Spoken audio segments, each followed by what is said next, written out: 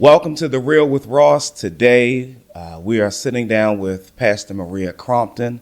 She is the pastor of Elmwood United Presbyterian Church in East Orange, New Jersey. She is a gifted preacher, an amazing person, and we are so glad to have her with us today. Welcome. Yeah, thank you so much. I'm honored to be here. Yeah, I appreciate your friendship, and I appreciate you coming on today to share with us. So we're getting into this conversation of ministry, and this conversation today is intended to be relevant to where you are as people. So we look forward to the information that's being shared today. Why don't you start just telling us about your journey to ministry, even just kind of growing up and how you got to this trajectory? So first, I'm honored to be here. I've seen the guests that you have, and I'm just grateful to be in the number. Let me start off by saying something that may be surprising, but I didn't grow up in the church. I was 12 years old when my grandmother, I don't know what kind of day she had at work on this particular day, but she literally came home and said, "Everybody get up, everybody get dressed, everybody get in the van, we're going to church." Like literally out of nowhere. Now before then, we had been, every now and then we would go to a Catholic church in Newark. I think it was Queen of Angels in Newark. We would go there, but literally it was sporadic. But prior to then, we really didn't go to church. And so I don't know what prompted my grandmother to just say we going to church. So we started going to Pentecostal Deliverance Tabernacle in Westwood, New Jersey. We have family in Westwood. And so we started going to this church. And Drew, I hated it. My cousins and I, we hated it. And we lived in East Orange. So that's about 40 minutes from Westwood. So every morning, our entire family would cram into this van and we would drive up the Garden State Parkway. We would be in church for hours. And I just never understood church. People were falling out. People were catching the Holy Ghost. And this was all new. Because even the context of church that I had was Catholic church. Okay. Right? Nobody was falling out. Yeah. Nobody was screaming. So it was confusing and also a little bit frightening for us. But we would go and everything. I had no connection with the sermon at all, no connection with church. I just wanted it to be over. One day when I was, I think, 13 or so we had been going to church consistently for about a year. We lived in East Orange, and we lived right next door to the East Orange YMCA. And after school, I would go to the YMCA after school program, my cousins and I, and we would stay there. We would do our homework, and then my mom would come and pick us up at around 5 or 6 or so. On this particular day, my mom comes, she picks us up, she signs us out, but my cousin and I were dragging our feet, like getting our book bags and so when we got to the door, we didn't see my mom. So we thought, oh my goodness, did my mom leave us? So we thought, oh my goodness, we're going to get a beating. So we literally left, went home. We lived right next door. We got home and realized my mom wasn't there. So now we're like, oh my goodness, if she's at the Y, we're going to get beat if she's there looking for us and we here. So we go back to the Y. When we get there, a group of men had gathered outside the YMCA door.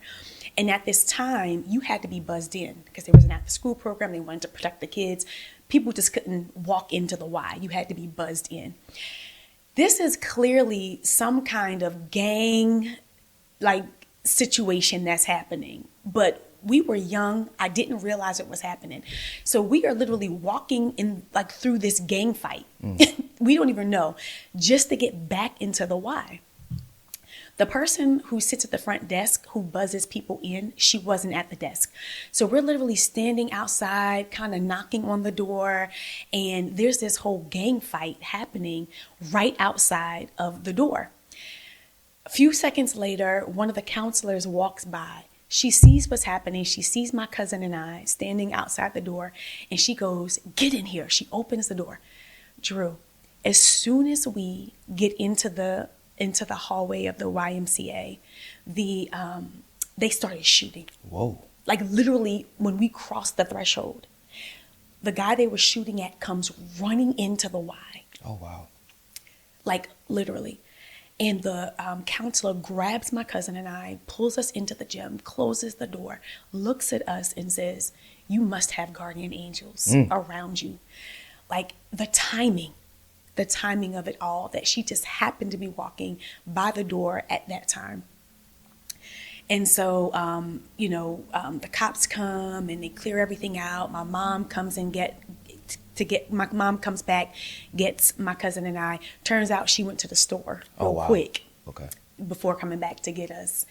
And when we told my grandmother what happened, my grandmother said, you need to go to church and you need to testify. You need to tell your testimony. Okay. Because, you tried, you could have been dead. You got to go and tell your testimony. Now, testimony service, Drew, was on Wednesdays. We only went to church on Sundays, the kids. My grandmother went on Wednesdays, but the kids only had to go on Sundays. So now, not only do I have to go to church, not only do I have to tell my testimony, but now I got to go on a Wednesday to tell my testimony. So my grandmother drags me to church on a Wednesday. I'm kicking and screaming. I do not want to be there. They open the floor for testimonies, and I'm just like, oh my God, I do not want to do this. So people are getting up and they're telling their testimonies about how God paid this bill and did this and did that. And I'm just hoping that the moment pass, my grandmother pinches me and says, get up now. Because I'm trying to stall. Maybe he'll close the testimony and I don't have to say anything. She's like, it's time to testify. It's time to testify. Get up. So I get up, and in true like preteen fashion, I'm just like, well, I almost died.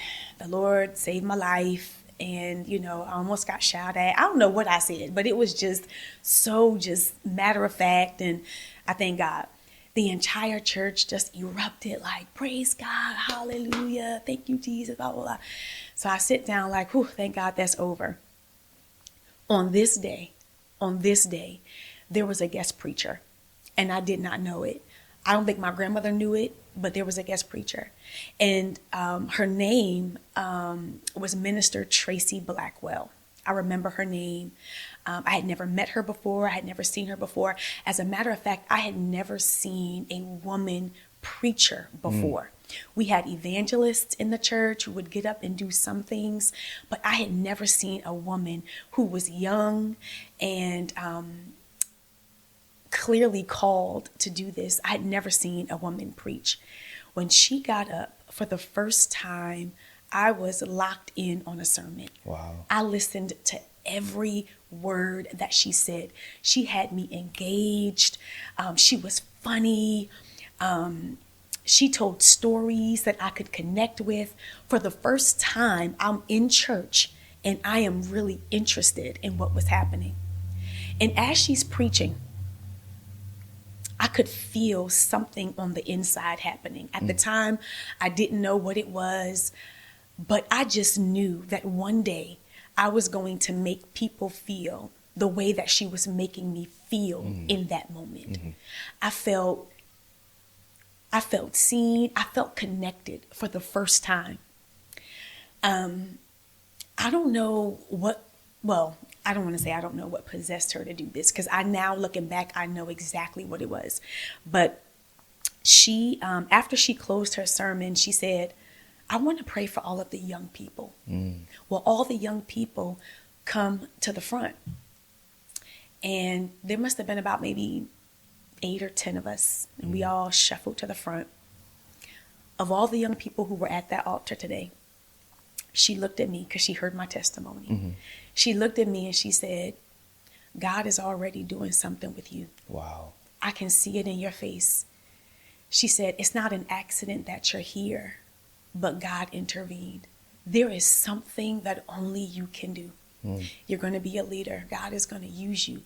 And I'm sitting at the altar and I'm thinking about what just happened, because the impact of the whole shootout thing, it hadn't hit me. And listening to her put it in this context that I'm here because there is something that God wants me to do, that God intervened in that moment. Tears just began to stream down my face. I never felt so connected, so seen, so affirmed before, ever. And in that moment, I think I found purpose. Like in that moment, at that altar, when she had put it in that way, and she just began to pray over me. And that moment changed my life. Wow. Wow. So that's your first real encounter toward ministry. Yeah. So bridge the gap. So how did you get from that point at 13 to where you are now? So after that, you know, I felt like for the first time I had found purpose. You know, when you're younger and everyone asks, oh, what do you want to be when you grow up? I never really felt strongly about anything. I was like, oh, maybe I'll be a teacher. I didn't know. But for the first time, I knew what I wanted. I wanted to be a preacher. I wanted to do what Minister Tracy Blackwell did. And so I started taking church seriously in that moment. You know, I started to pay attention. Now, my pastor's sermons at the time were nothing like Minister Blackwell's sermons. Don't get me wrong. But for the first time, I actually started paying attention. I wanted to come to church. I wanted to do things differently. And so at 13, I just became involved. I started writing plays for the youth to perform for Youth Day at church. I became someone that my pastor could rely on in terms of, you know, leading worship. He could trust me with those things. He trusted my opinion when it came for speaking about what young people wanted out of church. He would consult with me and ask me, you know, well, Maria, you know, what do the young people want to do? And I would tell him. So from 13 until about maybe 16, I was like the youth ambassador in my church. We would go to different churches because, you know, in the Pentecostal church, you didn't have just one service. You had multiple services on a Sunday. So we would go to church at 3 o'clock, 4 o'clock, and we would be at other people's churches. And my pastor would say, you know what? I want to bring up one of my young people to pray. And he would call me up. And here I am praying, you know, for this, you know, other service, this afternoon service. So that was really like my introduction to ministry. You know, at 13, I really became a minister in that way. You know, speaking, praying, being the consultant for my pastor. Yeah. So how did you get into accepting your call to preach, licensure, things like that? So I had never seen a 14, 15, a teenage minister. So I thought, I'm going to be involved in church. I'm going to do everything that I can in church until I'm about 40, and then I'll preach. Because all of the ministers that I had seen up until now, they were bivocational. They did Sunday services and they preached, but they had jobs. So I thought, okay, well, when I'm older, you know, I step into this call. When I was 16, my grandmother decided to leave the church that we were in. Drew, I have never cried and screamed and kicked like that hard ever, but I just didn't understand it. And I grew up in a house where, you know, our parents made decisions and didn't feel like they needed to consult their children or even explain. I think now as an adult, I know why we left, but I didn't understand it at 16. My grandmother just decided, and this was the church where I felt called. This is the church that affirmed me. This was the church that, you know, saw that I was called and, you know, nurtured that call. So I really didn't understand it. But I knew that if this was my purpose, I needed to find a way to live out this purpose. So we started going to another church in Patterson. I won't say the name because I know that we're very close. But this church, initially I felt connected, but then I started to have some questions. So this was another Pentecostal style church, but it was more non-denominational. And when we joined the church, the pastor was the pastor. Out of nowhere came, you know, back to the church and said, I'm now bishop. And there was no ordination service. There was no call. There was no nothing. Came back a few weeks later and said, I am now an apostle. I didn't know. Came back and said, I am now a prophet. Just weird things. This person would do things that I just didn't understand, even at 17 years old. Like, he had asked my Sunday school teacher to leave the church out of nowhere. Just don't come back. At 17, I was like, I don't understand this. Yeah, that's a lot going on. It's a lot. The thing that really just turned me off was one day he was preaching and said, don't think that you can pray for me. Don't think that you can pray for me. My anointing is too high. And in that, at 17, I didn't have theological training. I didn't go to seminary, but I just knew there was something wrong with a pastor standing up and telling his people not to pray for him because his anointing was too great. Yeah. When I went to college, I decided I wasn't stepping foot in that church or any other church again. So I went to college. I went to Drew University in Madison, and I decided I just wasn't going to church. I didn't need church.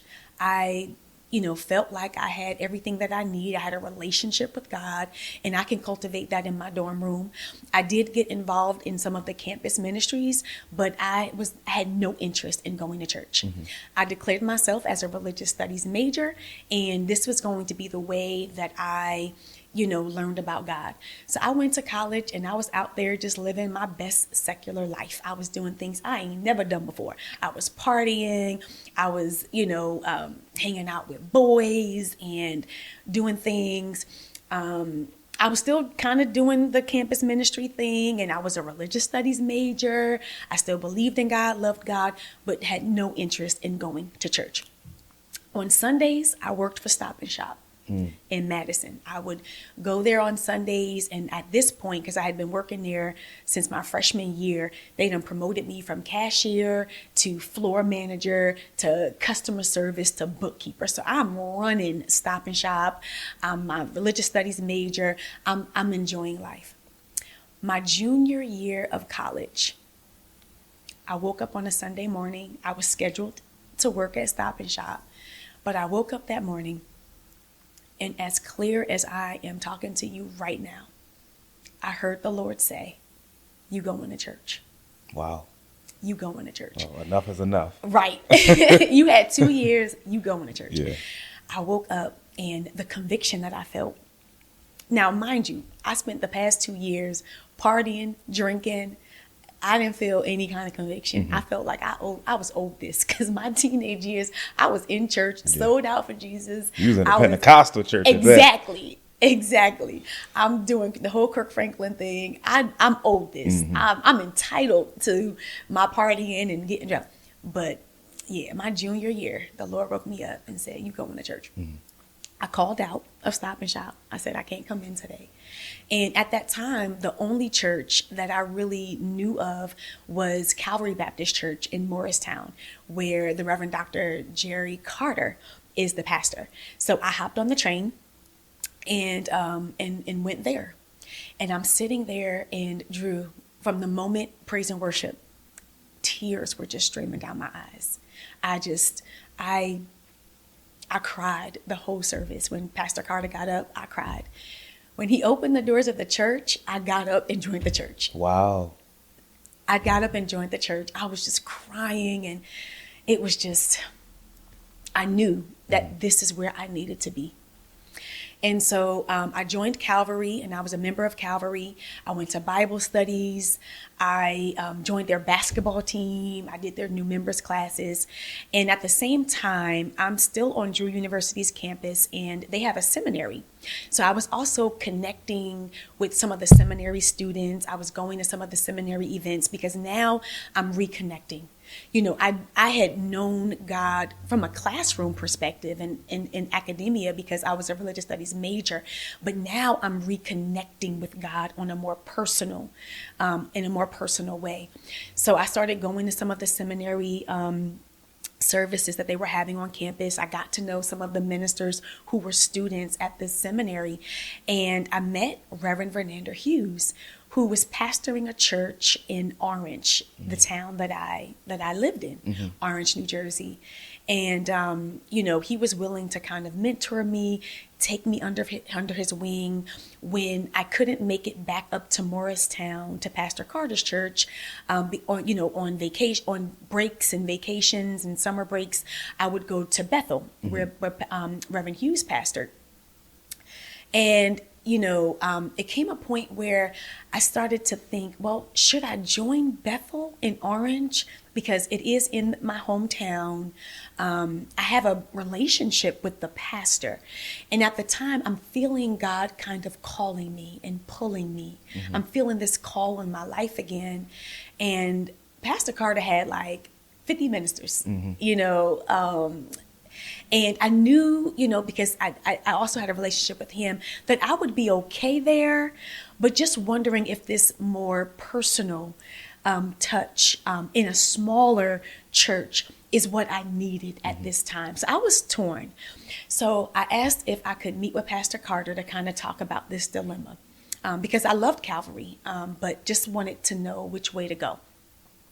I met with Pastor Carter, and Drew, the advice he gave was not only a blessing to me then, it has been a blessing to my life since then.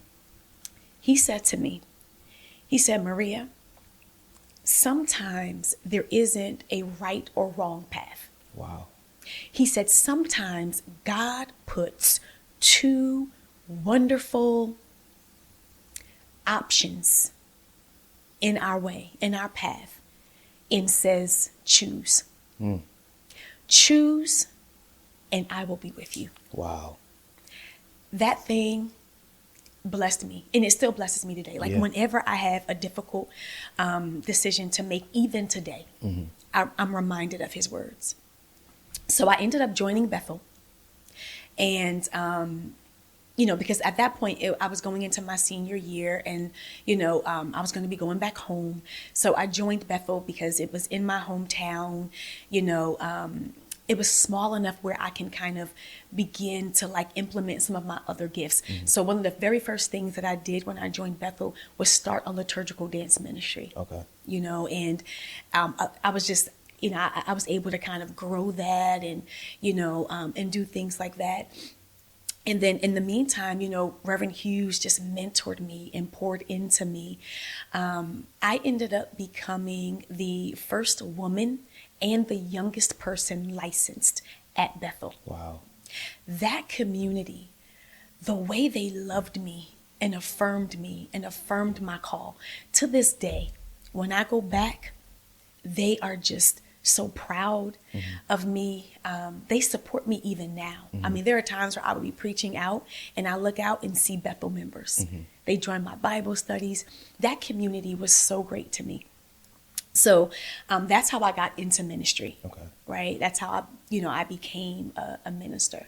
So talk about your journey from, you have various denominational backgrounds now. So you pastor a Presbyterian church. You come through Pentecostalism and a Baptist environment. How does that background of being Pentecostal, Baptist, and now Presbyterian, how has the environments before getting into the Presbyterian church had an impact, and what differences do you run into? So right after I was licensed and right after I joined Bethel and became part of that community, I went to seminary at the same time. And in seminary, I was challenged in ways that I was not prepared for. And after going through my first year of seminary, I realized I am not Pentecostal and I am not Baptist. Okay. From a theological perspective, that my understanding of God was so much bigger than the Pentecostal church and bigger than the Baptist church. Also, I started to have some issues with the Baptist church because the Bethel is associated with the National Baptist Convention, I believe. And in that in that particular church, I would be affirmed and I was licensed and I could preach from the pulpit in that church. But if I went to another National Baptist church that did not affirm women in ministry, I wouldn't be able to preach in that pulpit. And that was unsettling for me. To be part of a denomination where I was, where I could be, fully affirmed and accepted in one place and not in another. So I that made me uncomfortable. So I knew that I wanted to switch just because of that. Like I didn't think that I wanted to be part of a denomination where I can preach in some churches and not in others. And so I actually started looking into the United Church of Christ. Okay. And I tell you, God, the way that God has just, even as I'm recounting this journey, the way that God has just been ordering my steps all the way through, because the Reverend Dr. Dolores Watson was invited to preach at Bethel. And because I was a minister there, I think that I was leading worship on that day. I had never met Reverend Watson before. I didn't know who she was. But on the pulpit, we started talking. It was my first year of seminary, and I forgot how we started talking, but I said, I'm in my first year of seminary, and this thing is just, it is breaking me. And she goes, no, it's not breaking you. Yeah, it's going to bring you to a breaking point, but it's all going to work for your good. Wow. And in that moment, I was like, what church do you serve? Maybe I can do my field education, because up until now, I've only sat under men. I have never sat under a woman. And I said, maybe I can do my field education. And she said, well, call me and we'll talk. So I ended up doing a year-long field education under Pastor Watson, who was pastoring a United Church of Christ. Oh, okay. Wow. Church. So it connected you the way you were trying to go. Exactly. And I thought she was Baptist, but her background was Baptist because she grew up at New Hope in Hackensack, then joined New Hope in Newark, but just was called to pastor this United Church of Christ church in Irvington. So I'm there doing my field education. I'm working under her, and I'm realizing the United Church of Christ is a little more aligned with where I believe God is calling me. My theology was changing. My view of God was changing. Ministry, all of it was being challenged for me in seminary. And I wanted to be part of a denomination that was open enough that would allow me to explore without confining me or putting a lid on, or a cap on what I can and what I should believe. Sure. And the United Church of Christ provided that for me. So I ended up leaving Bethel and joining Pastor Watson's church and seeking ordination in the United Church of Christ. Okay. And so in that, you end up at Elmwood. Talk about the transition to that. So once I graduated from seminary, I had an amazing opportunity to serve the Middle Collegiate Church in the East Village.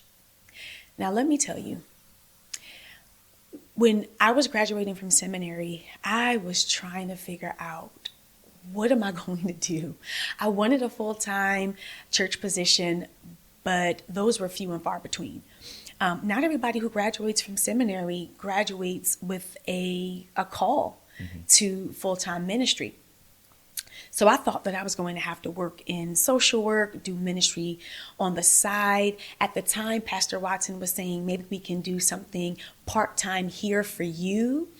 But I would have to supplement that and be bivocational. So I was entertaining that. And then I got a call from the Reverend Dr. Jackie Lewis, who called me and said, I am becoming the pastor of Middle Collegiate Church in New York, and I need a youth pastor. Are you interested? So this was exciting for me. Middle is this amazing church that is open, it's affirming, it is truly multicultural, multiracial, and it's diverse. I was excited about the opportunity. But when I was 21 years old, Drew, trying to make this decision, and I didn't realize at the time that there is a difference between a great opportunity and a call. After visiting middle, I knew that this was a great opportunity. Working under Jackie, working in this amazing church, doing amazing church in the East Village, amazing ministry. But I didn't feel a sense of call. After I preached there, initially they had offered me one salary, or at least the job description had indicated one salary. Once they heard me preach, they upped the salary $10,000. Wow, that's amazing. And I thought in that moment, oh, well, maybe all of these feelings of feeling nervous, and at the time I didn't know what it was, but I knew that the hesitation, the reservation that I felt, maybe this was God's way of confirming, So I accepted, still uncertain, but also knowing, not every call comes with certainty. So I'm still trying to figure all of this out. I accepted, and within 6 months, I knew that I was not called there. Wow. Loved the church, loved the opportunity. And even to this day, middle is one of my favorite places. I don't think there's any place in the world doing ministry like that. It just wasn't for me. It just wasn't for me. After a year, there was a friendly parting of ways. So a year after graduating from seminary, I'm unemployed. And I don't know what to do. So I do the only thing that I can. I take a job working for Child Protection Services. I'm grown now. I need to support myself. I went back to Pastor Watson's church in Irvington. I'm serving, not in a paid capacity. I'm just there as a member. I'm working toward ordination requirements in the UCC. I am interviewing for churches, and the UCC was behind me. To have this young, Black woman, they were excited about my ministry. So they're promoting me. I'm going on various interviews. I'm interviewing at white churches, Drew, that they were excited to have me preach, but didn't want to have a Black pastor. So I'm preaching in all of these white spaces, but they don't want me to pastor. So I am frustrated. I am just heartbroken. I don't know where I went wrong. I know the Lord has called me, but I don't know. So in the midst of it, I start a family, and I'm just trying to figure it all out. I'm approved for ordination. I'm awaiting a call. In the midst of all of this, I have friends who are doing amazing things. And one friend, the Reverend Eustacia Moffitt Marshall, and her husband, they were tag team preaching at Elmwood. And asked if you have time, stop by. We would love to see you. Now, I live an hour away from Elmwood. I'm working a full-time job. I don't get off until 5. I would have to make my way to Elmwood. It was a whole thing. I had a newborn at the time, but I want to see my friends. I'll make it work. So I leave work. I drop my daughter off. I head to Elmwood. I am exhausted. At the time, I didn't realize that Elmwood was one church in 3 locations. So I show up at the only Elmwood I know, which was the main campus. The lights are out. I'm thinking, let me turn around. My aunt's a member of Elmwood, so I call her, and she says, oh, no, it's the campus in Newark. So I'm already tired. I don't work the full day, but I'm already here. I'm committed. So I drive to Newark, pull up, I go in, I'm sitting in the back, I'm looking around, and I'm like, wow, I'm reading the materials about Elmwood. They are now one church in 3 locations. They have a campus in West Orange, one in Newark, one in East Orange. I'm looking at the ministerial staff. It's just the pastor and another associate. So I'm sitting there.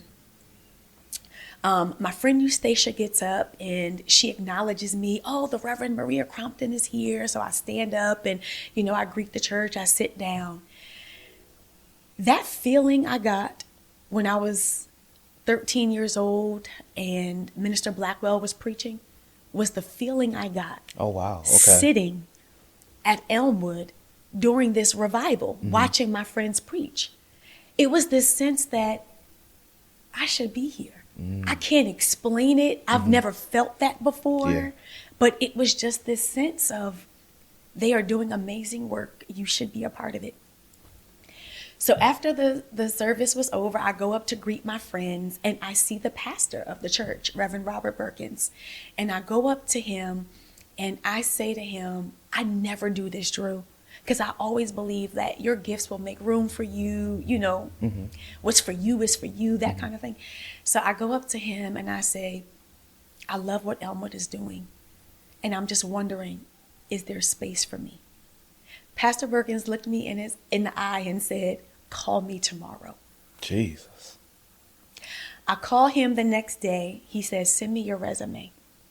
In the meantime, I didn't realize this, but behind the scenes, he was already speaking to my friends about me and, you know, kind of gathering some information about me.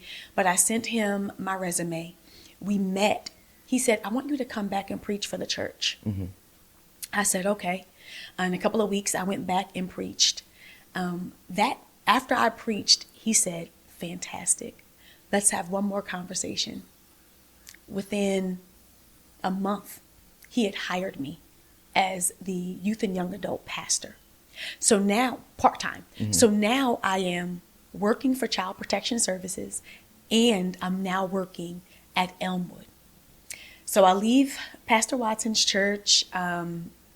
The UCC ordains me because they acknowledge my call to Elmwood. I should tell you that there are, I think, 4 or 5 denominations that make up that have what they call the formula of agreement, which means that those persons who are ordained in one denomination, their ordination will be recognized in the other. So it's the UCC, the Reformed Church of America, I think the Lutheran Church, the Presbyterian Church. So they have a formula of agreement. So I didn't have to go through anything, you know. Once I joined the staff full-time at Elmwood, I did have to take Presbyterian polity, but that was it. They recognized my ordination, and I began working with Pastor Birkins at Elmwood.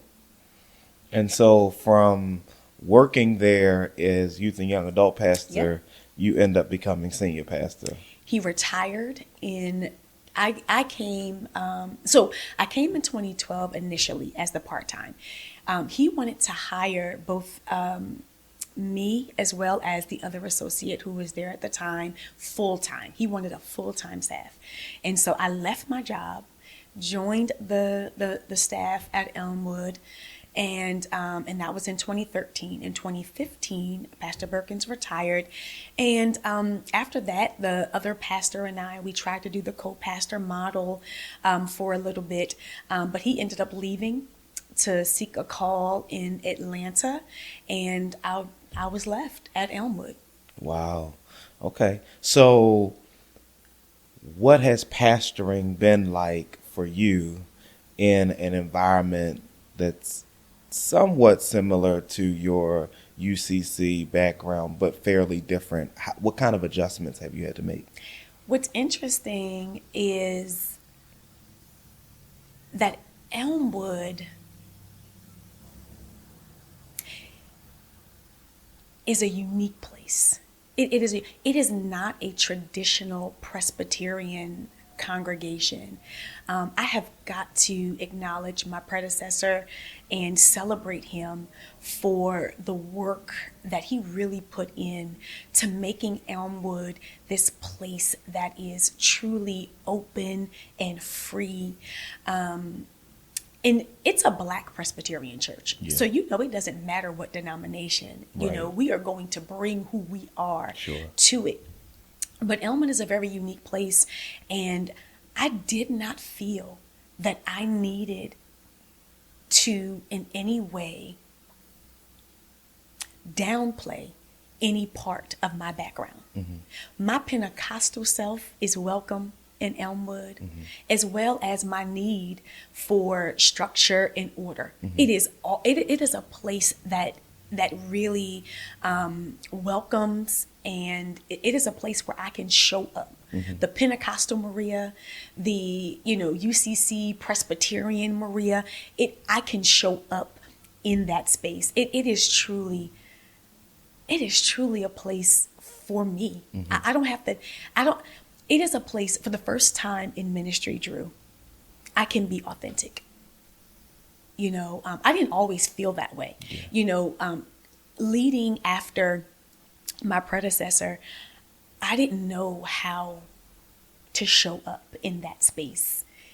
Even though I was the young adult pastor, stepping up as the senior pastor now, in the beginning, I tried to do what I thought he would do.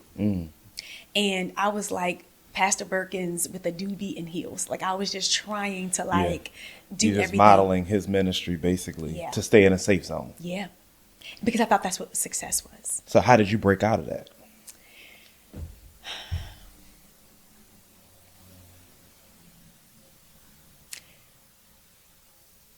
I did not like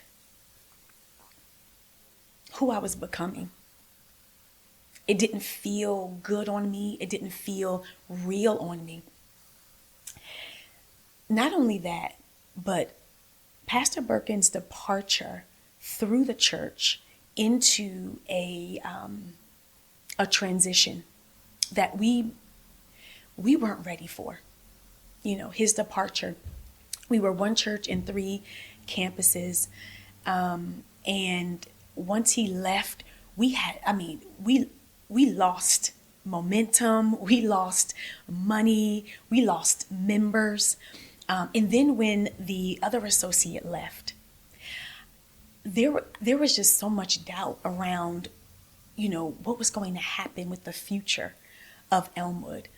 And I knew that if I didn't begin leading in a different way, we were not going to survive. I had to make some decisions very quickly. For example, I had to be honest about the fact that this 3-church model was not sustainable. And it wasn't popular. And but I knew, instinctively, I knew that if we were going to survive, we were going to have to consolidate. Not only that, for an entire year, I tried to make it work. I was running myself crazy. I would preach in West Orange at 8:00. I would literally be, racing down 280 to get to East Orange to preach for 9:30. And then I would race down Central Avenue to get to Newark to preach for 11:30. Jeez. I was wearing myself out.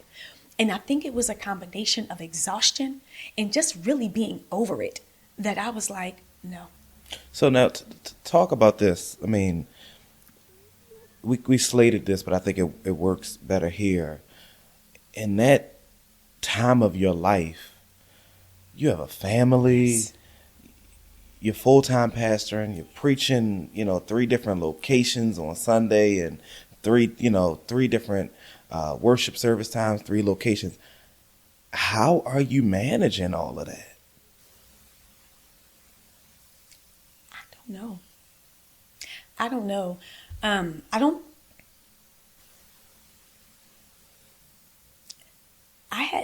This was on the job training for me.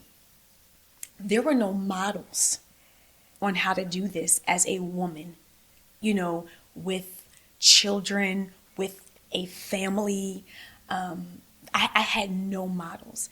And so I'm literally making things up as I go along. There is what I thought. I initially stepped into this thinking that if I don't hold this together, Elmwood is going to fail under my watch. I'm the first woman to serve in this. It's not going to fail. And so I'm trying to hold it all up, Drew. I'm feeling all of this pressure to keep it all together, to keep the church together, to keep my family together. I am feeling this pressure, and none of it's working. And I think that is when I really began to lead authentically, because there was a part of me that was just like, oh, hell no.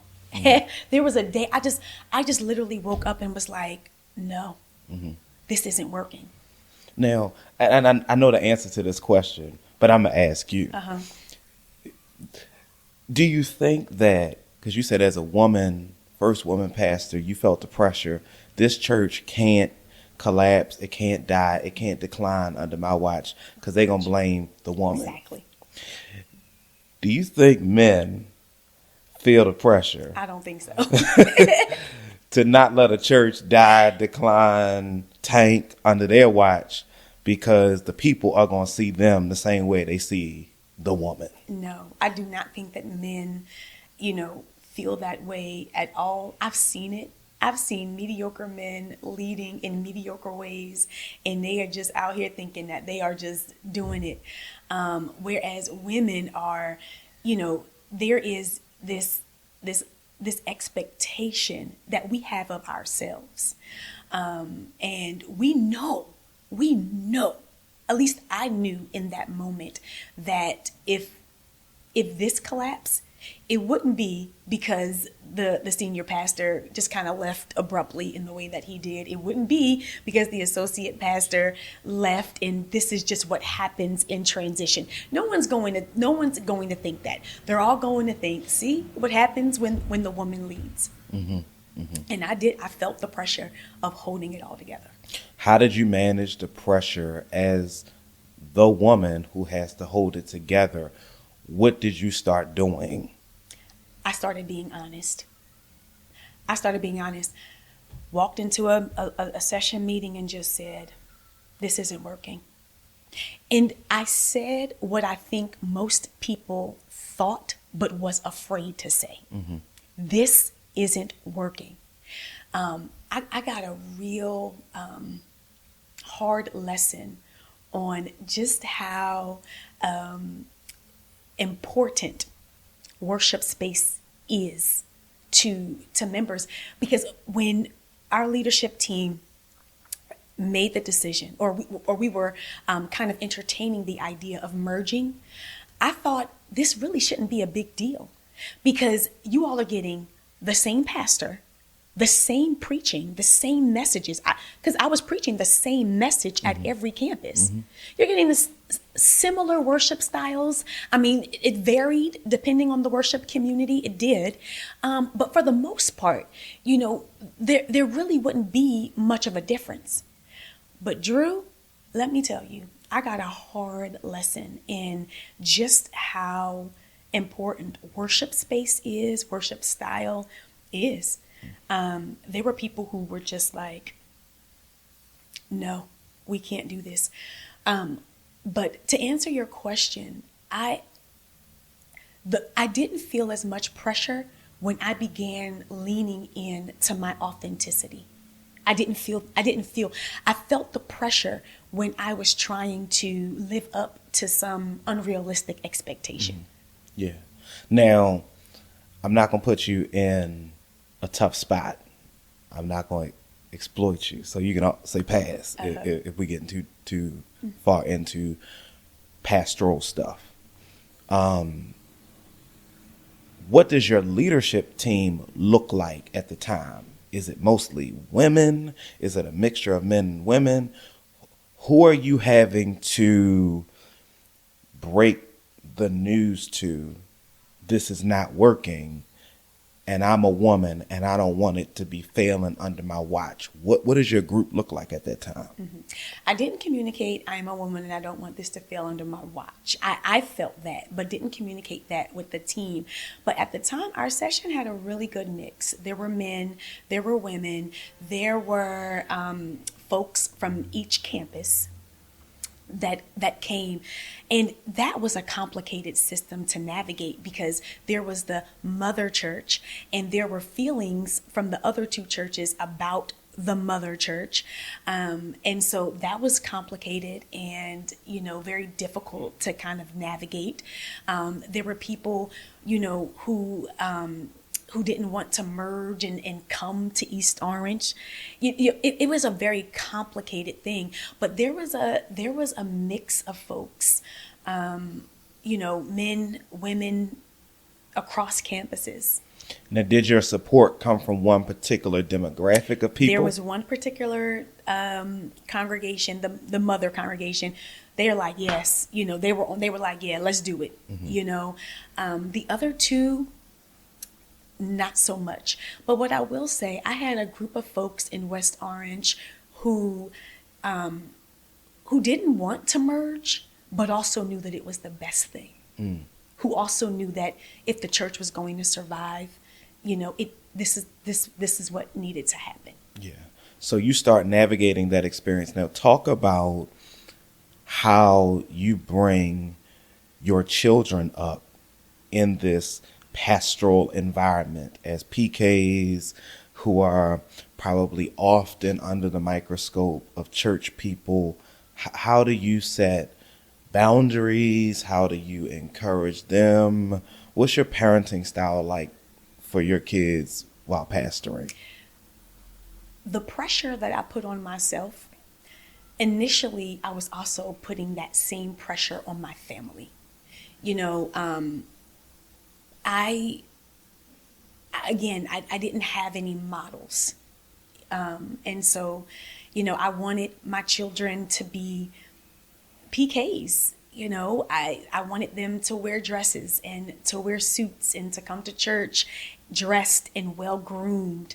I wanted them to speak well. I had expectations of how I wanted my children to show up and how I wanted them to be seen. I am in a completely different space now. And again, I think it has everything to do with the more I lean into my authenticity, the more I free everybody around me from unrealistic expectations. And so, you know what also helped with this? COVID. COVID helped with this. Because before I would get up early in the morning, early on Sunday, make sure my daughter's hair was just right. And then, making sure my son, looked a certain way and haircuts and everybody looked good and great and everything, all for them to get to church and just be playing with the other kids and get everything all messed up anyway. But that's a whole nother story. I would give them little lectures in the car, listen, when we get to church, I want you to sit still and, doing all of that thing. COVID helped with this quite a bit. There were two things that I think kind of helped with this, but COVID for one, because in COVID, I couldn't hide. I couldn't pretend, right?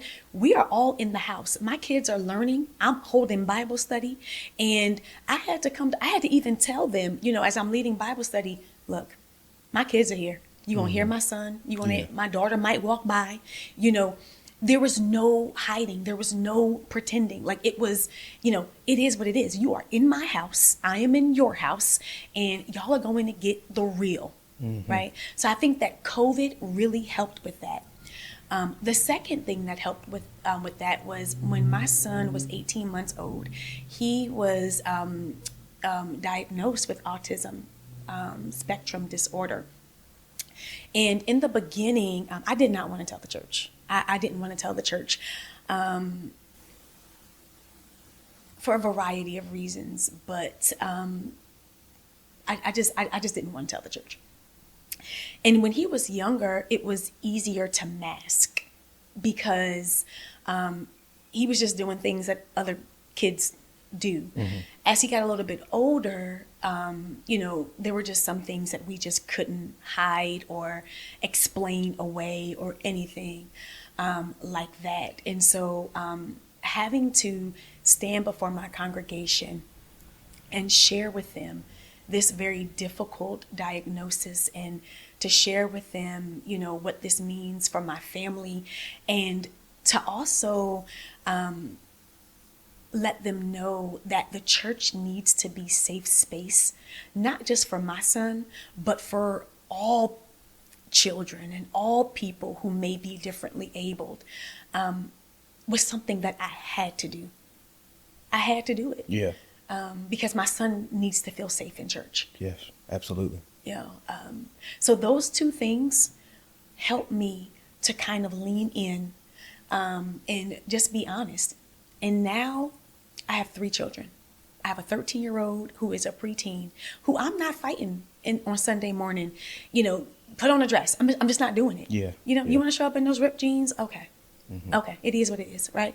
My son, who is 9 now and thriving, by the way, who is autistic, he's going to show up in church, and he's going to show up in church. There are some times where church is overstimulating for him, and my church is amazing because now that everyone knows, they ensure that he is safe. If it's overstimulating, they pull him out. There are things in place for him. They bring him to my office.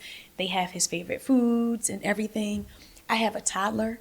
I have a 3-year-old. So if I go to church, there are days where I'm in church until 1:45, and I have people in my church who will stay with my son, my 3-year-old, right? Now, what does that require of them, and what does it require of me? Well, first of all, I can't hide. My son is not potty trained, so they're changing diapers. Yeah. That it's a level of realness that I have to lean into if my family is going to be safe and if we're going to survive, at this church. Yeah. So talk about parenting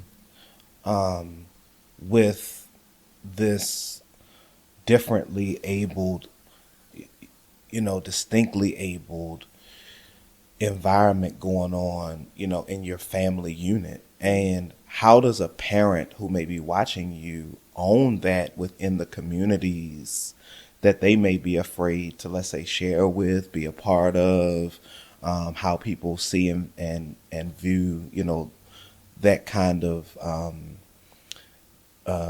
lifestyle that they are living? How do they show up authentically?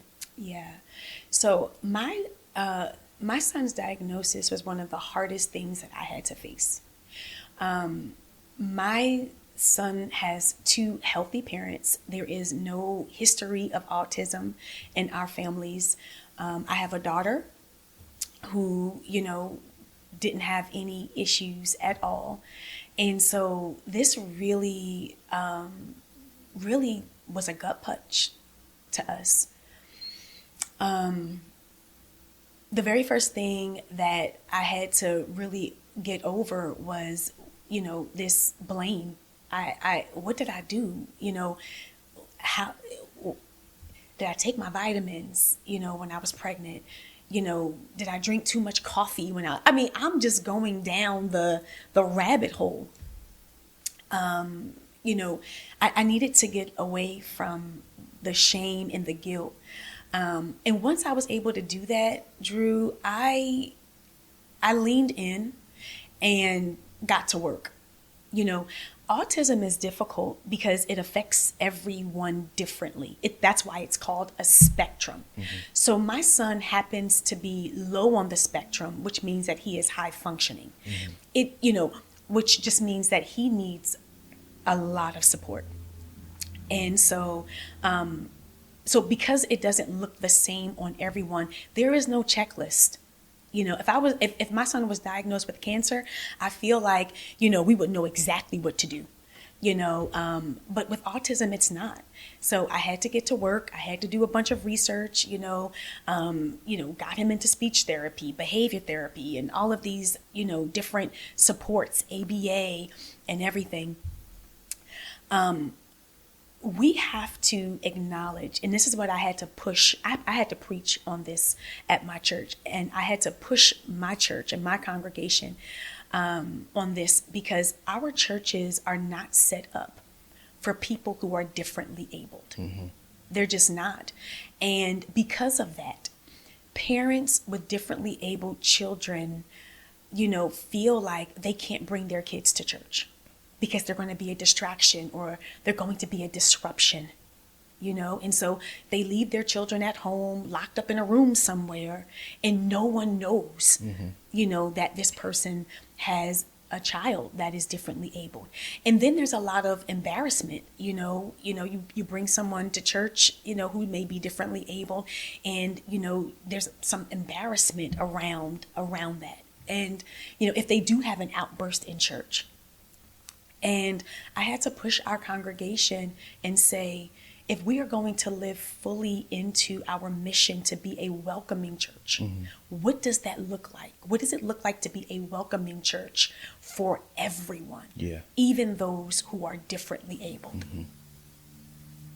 And it just so happens, once I preached on this and once I shared with the congregation,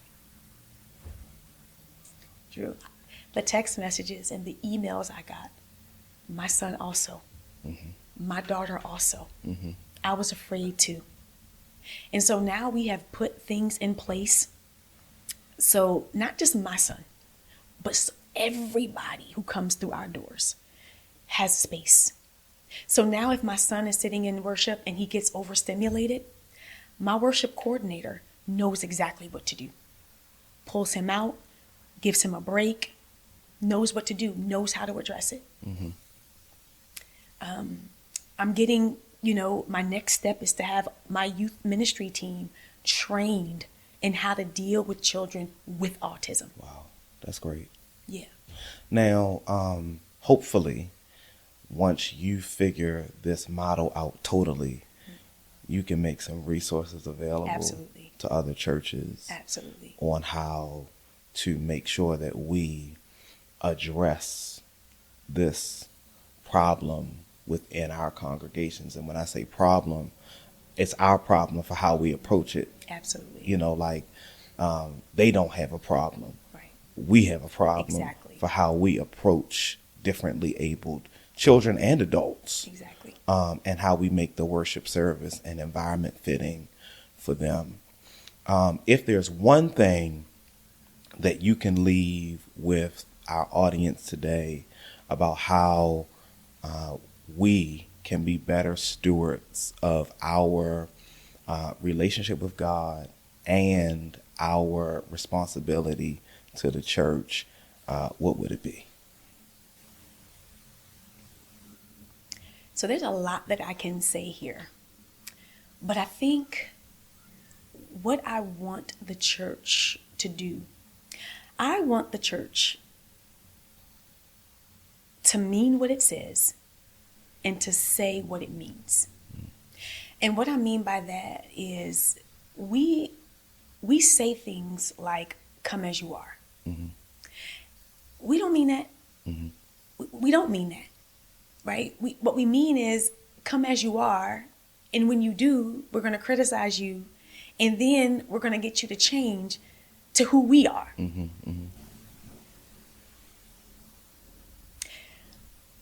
I know my congregation is going to watch this, but I'm not going to say anything that I haven't already told them. In our vision statement, we talk about engaging the community. We don't always, I think sometimes there are slight differences on what that may mean. But when I say engage the community, I'm talking beyond food pantry, beyond clothing ministry, right? I'm talking beyond that. Engaging the community means being in the community. So we have an outdoor service every summer, and we initially started it, during COVID so that we could worship safely. But after a while, I thought this is an amazing way to worship and to be in the community, where the community can see us worship, join in on worship. So we've kept it up, even though, all of the restrictions around COVID is, have been dropped. And every summer there's mumbling and grumbling. Why she got us in the park? It's too hot to be in the park, right? Mumbling and grumbling. Our vision statement says, engage the community. How are we going to engage the community when most of us live in places like Montclair, West Orange, Short Hills, South Orange, Maplewood? Our church is in East Orange. We drive in, we worship, and we drive out. How are we going to live out that part of our vision that says engage the community? So for me, this is part of engaging the community. It's getting beyond the four walls of our church, and that not being lip service, because we hear churches say that all the time. We need to get beyond the four walls. And we never do. We stay in our comfortable pews with our air conditioned.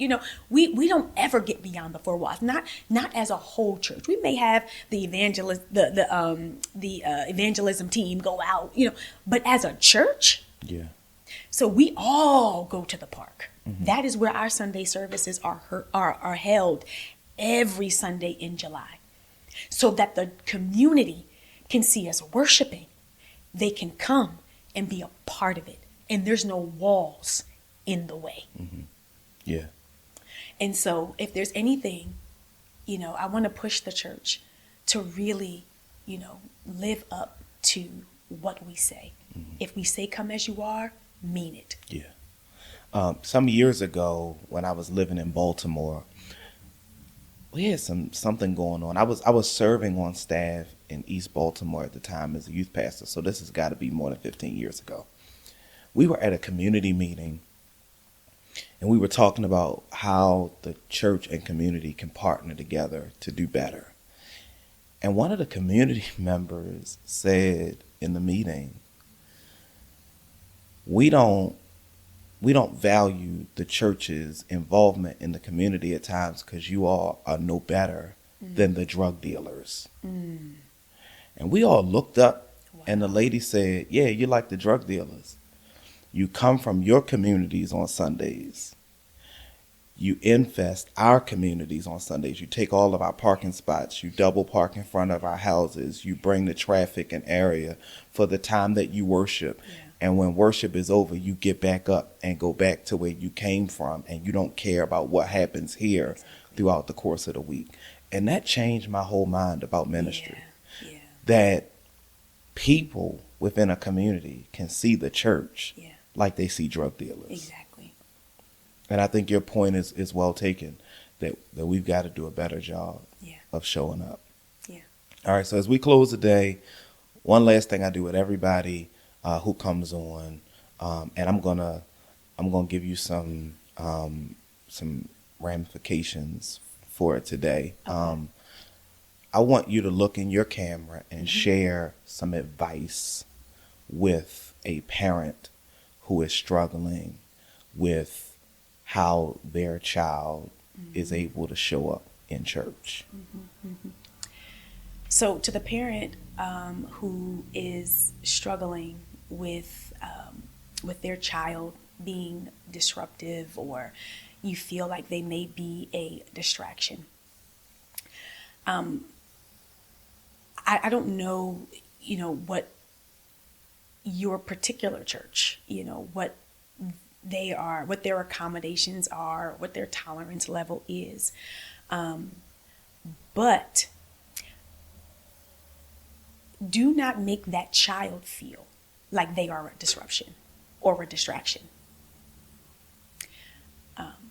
Secondly, if the people around you are making you feel like your child is a disruption or a distraction, I would hold a meeting or request a meeting with the pastor and the leadership team to even ask them, how can we make this church, this space, safe for my children? And how can we make this a welcoming space for my children? It is okay to be honest. That's the one thing, for, 5 years of my son's life, I did not disclose, what we were kind of dealing with, his autism diagnosis. But once I did, I was surprised by how much support I received. And now I have an entire congregation of people who are just running around to make sure that my child is safe, going out of their way to make sure. So you may be surprised, if you're just honest and open and willing to share. But do not in any way make that child feel like this is their fault, because I've seen that happen as well. Thank you. Pastor Maria Crompton, thank you so much. Thank you for having me. Absolutely. Real and raw conversation. Navigating the natural and theology, influencing people to find purpose and live with quality. we're descendants of Christ, just acknowledge me. The sacred scriptures tell us, throw down your nets, come and follow me. A leadership that's anointed and appointed. When leading God's people, sometimes you become disappointed. You do what you can, you do what you know. You give it to God and let it go, go, go. The